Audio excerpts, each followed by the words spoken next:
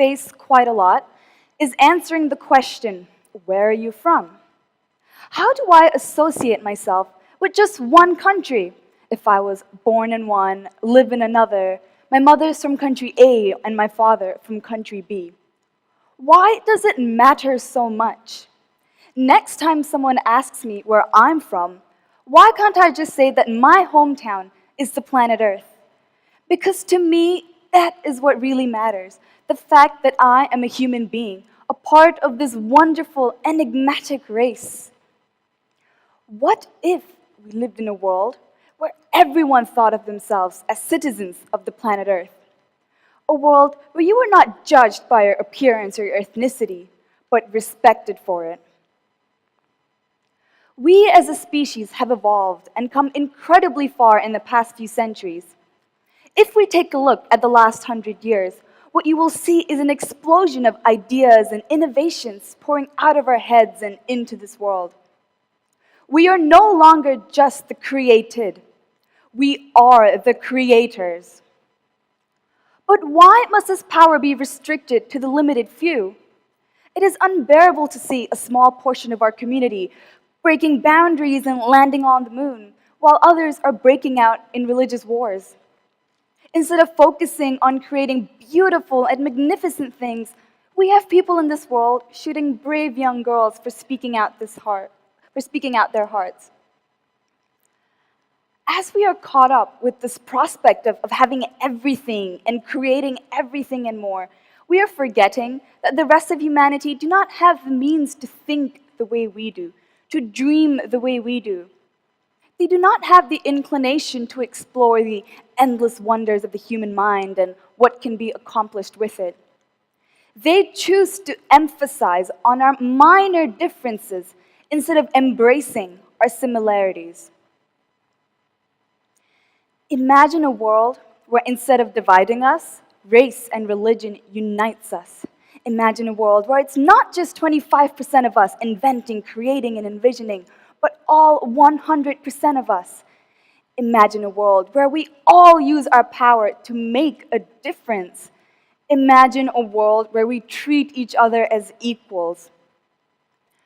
If we all adopted this mindset, what a wonderful world it would be. Politicians and governments wouldn't make decisions based on selfish interests or in the interests of their own countries, but rather in the interests of the world as a whole. Countries would have physical boundaries, but that's where it stops. The dynamic of the world's economies would change. Globalization would take on a whole new meaning.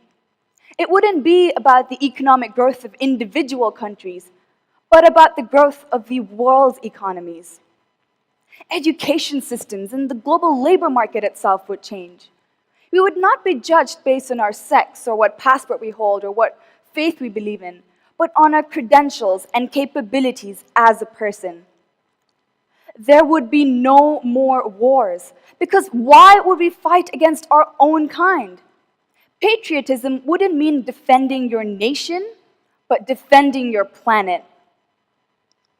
The day we identify ourselves as humans and call the Earth our hometown is the day we will truly know peace. But how do we get there? The answer, ladies and gentlemen, is through education. Before we go any further, we need to focus on educating the rest of humanity, giving them what we have, what they so desperately need.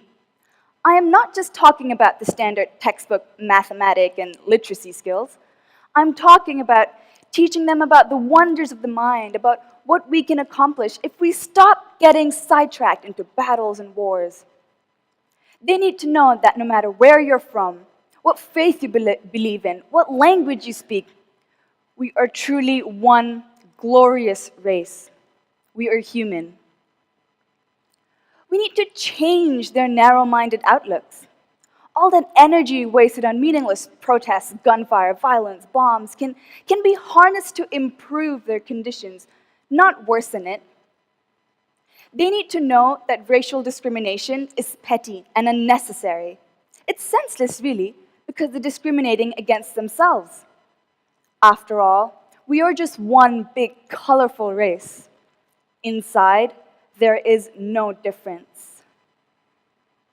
We have imagined the unimaginable, dreamt the undreamable, and created the uncreatable.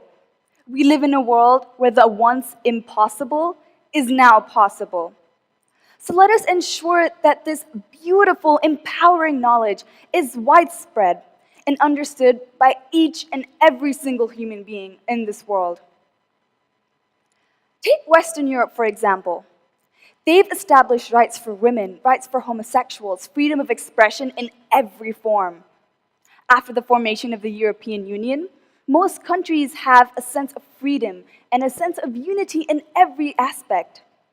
So much time and energy is gone into the development of science and technology. They focus on things like space programs like the ESA, and phenomenal amounts of money is spent on foreign aid. They've crossed leaps and bounds and have been living in peace and prosperity for over half a century. I think it's time to expand.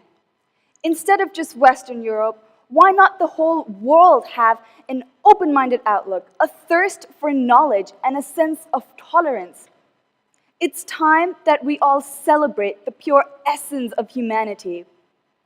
And it's time that we were all truly one. Thank you.